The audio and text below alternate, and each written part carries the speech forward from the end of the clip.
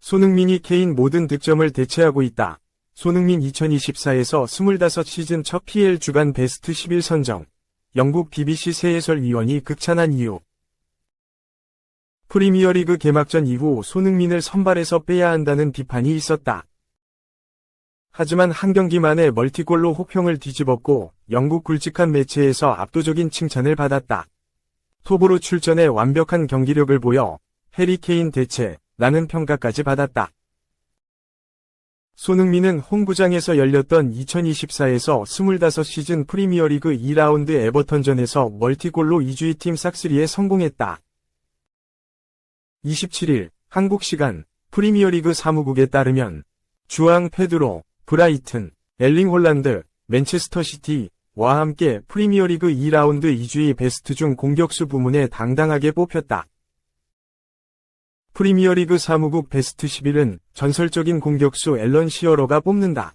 앨런 시어러는 1992년 프리미어리그 출범 이후 32년 동안 깨지지 않은 역대 최다 골 290골 기록을 보유하고 있다.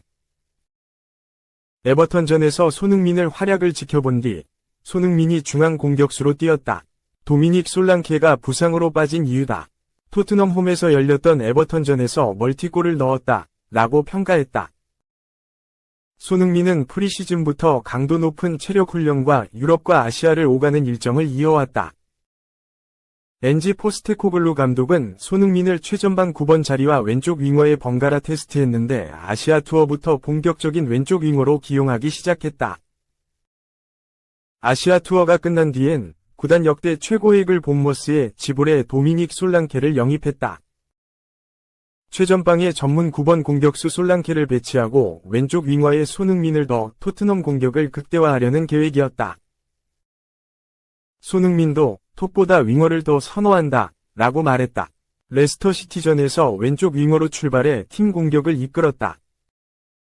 전반 8분부터 솔랑케 머리에 정확하게 배달하는 택배 크로스로 예열을 끝낸 뒤 선제골의 기점 역할을 하면서 존재감을 드러냈다. 토트넘 선제골이 터진 이후 박스 안에서 수비수 3에서 4명을 흔드는 유려한 바디 페인팅과 낮고 빠른 크로스를 시도하면서 유의미한 공격 패턴을 이어갔다.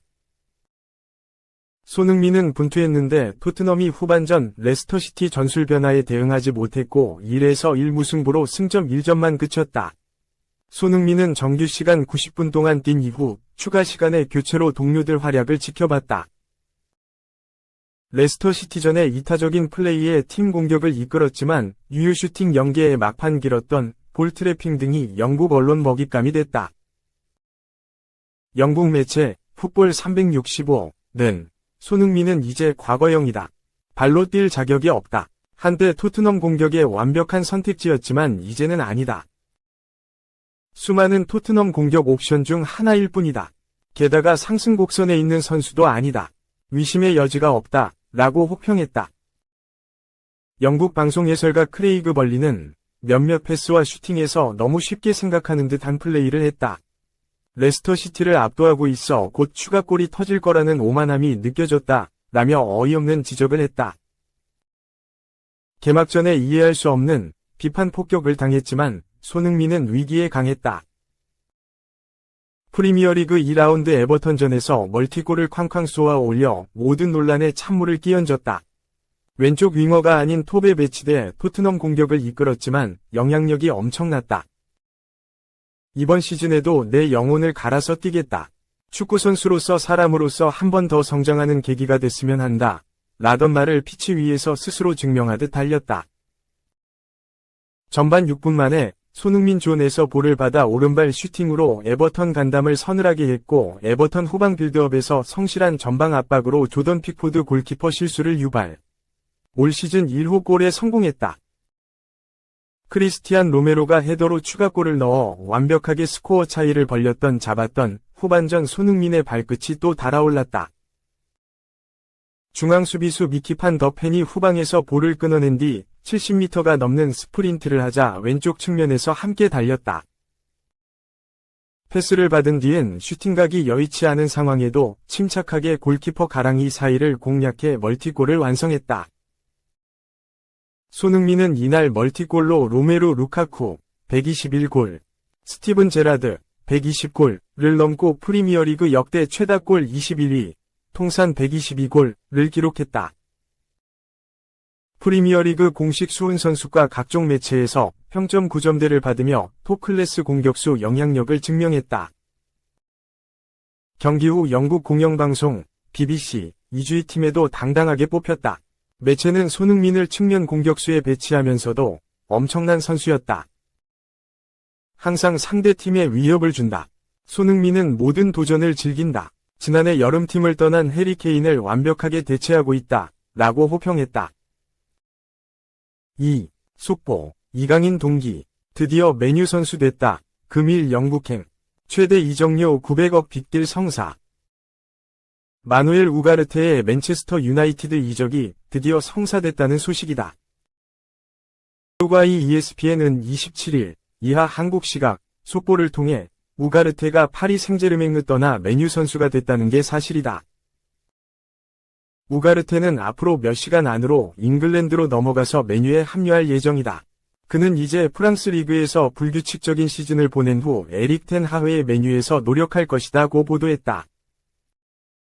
영국 스카이 스포츠 또한 지난 26일 맨유는 우가르테 영입에 관해 PSG와 원칙적으로 폭넓은 합의를 이루었다. 이적료 총합은 5천만 파운드, 약 879억 원의 가치가 있을 것으로 보인다. 이적료 지급 방식과 보너스 조항 구성 방식에 대한 논의가 남았다. 스콧 맥토미니의 나폴리 이적이 완료되면 우가르테 영입도 가속화될 것이다. 두 거래가 모두 진행될 것이라는 낙관적인 전망이 있다고 전했다. 우가르테의 맨유 이적설은 길고 길었다. 지난 시즌 카세미로의 부진한 활약으로 인해서 맨유는 새로운 수비형 미드필더를 찾을 필요가 있었다. 일찍부터 맨유는 우가르테를 낙점했다. 루이스 엘리케 PSG 감독은 우가르테에 대한 신뢰를 보여주지 않았기에 우가르테는 PSG에서 자리를 잡지 못하고 있던 상태였다. PSG는 주앙 네베스를 벤피카로부터 영입하면서 우가르테를 정리하겠다는 의지를 보였다. 맨유가 접근했지만 협상이 쉽사리 타결되지 못했다. PSG는 우가르테를 영입할 때 지출했던 5,070만 파운드, 약 891억 원에서 손해를 보고 싶지 않았다. 맨유는 가격을 최대한 낮추려고 시도했다. 하지만 현재 분위기라면 최종 승리자는 PSG로 보인다. 스카이 스포츠의 정보가 확실하다면 기존 가격에서 거의 손해 없이 우가르테를 맨유로 매각하는 데 성공했다. 맨유도 맥토미니를 나폴리에 비교적 높은 가격이 매각했기에 여유 자금이 생겼다. 우가르테는 맨유로 이적하기 위해 정말로 진심이었다. 유럽 이적 시장 전문가인 파브리시오 로마노 기자는 지난 19일 우가르테의 맨유 이적설에 대해서 전하면서 우가르테는 맨유 이적을 굉장히 원하고 있다. 그는 맨유로 이적하기 위해서 필사적이며 계속해서 맨유만 기다리고 있다. 우가르테는 이미 할 수 있는 모든 노력을 다했다. 며 우가르테가 맨유 이적을 얼마나 열망하고 있는지를 전했다. 맨유는 이번 여름 레니요로 마타이스 데 리흐트, 누사이르 마즈라위, 조슈아 지르크지에 이어 우가르테까지 품으면서 공격, 중원, 수비의 모든 보강을 마무리했다. 이제 텐 하흐 감독이 성적을 보여주는 일만 남았다.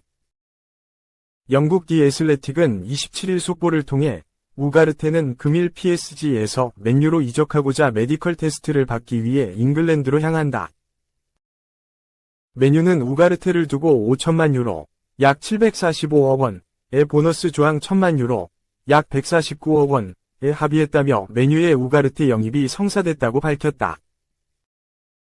3. 드디어 리버풀 첫 영입, 히어 위고, 떴다. 그런데 내년에 합류? 유럽 축구 이적 시장 전문가 파브리시오 로마노는 26일 한국 시간 자신의 SNS를 통해 마마르다슈빌리가 리버풀로 이적한다. 마마르다슈빌리가 리버풀의 메디컬 테스트를 받는다. 이적료는 3,500만 유로, 약 520억 원이며 새로운 조항이 포함됐다. 계약은 지금 체결되지만 그는 2025년 7월에 리버풀에 합류한다. 이번 시즌은 발렌시아에 남는다. 라고 전했다. 이어 계약 기간은 6년이다. 3천만 유로, 약 450억 원, 위 기본 이적료와 500만 유로, 약 75억 원, 위 보너스 옵션이 있다. 마마르다슈빌리는 내년 7월에 합류하며 발렌시아는 10%의 새로운 조항을 갖는다. 라며 마마르다슈빌리와 리버풀의 구체적인 계약 내용을 밝혔다. 로마노는 마마르다슈빌리가 메디컬 테스트를 위해 의료시설에 방문하는 사진을 공개했다.